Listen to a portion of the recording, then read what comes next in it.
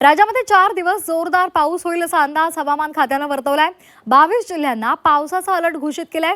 मुंबईला yellow alert दिलेला आहे। रायगड, रत्नागिरीसह घाटमाथ्याला ऑरेंज अलर्ट दिलेला आहे।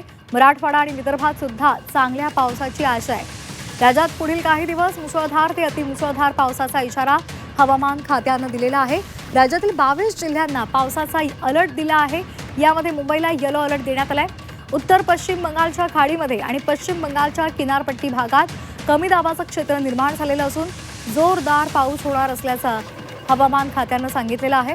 काही ठिकाणी 30 ते 40 किलोमीटर प्रति तास वेगानं वादळी वारे सुद्धा वाहतील असाही अंदाज आहे। त्यामुळे आता या भागातील नागरिकांनी आवश्यक ती खबरदारी घ्यावी असं आवाहन हवामान खात्यानं केलेलं आहे। पुढे कोणता अलर्ट दिलाय आपण एकदा पाहूयात। ऑरेंज अलर्ट दिलाय रायगड, रत्नागिरी आणि घाटमाथ्यावर। येलो अलर्ट दिलाय अमरावती, नागपूर, वर्धा, यवतमाळ, त्याचबरोबर गडचिरोली आणि गोंदिया यांनाही येलो अलर्ट दिलेला आहे। मुंबई, ठाणे, सिंधुदुर्ग इथे सुद्धा येलो अलर्ट आहे। त्याचबरोबर धुळे, नंदुरबार, नाशिक इथेही येलो अलर्ट दिलाय।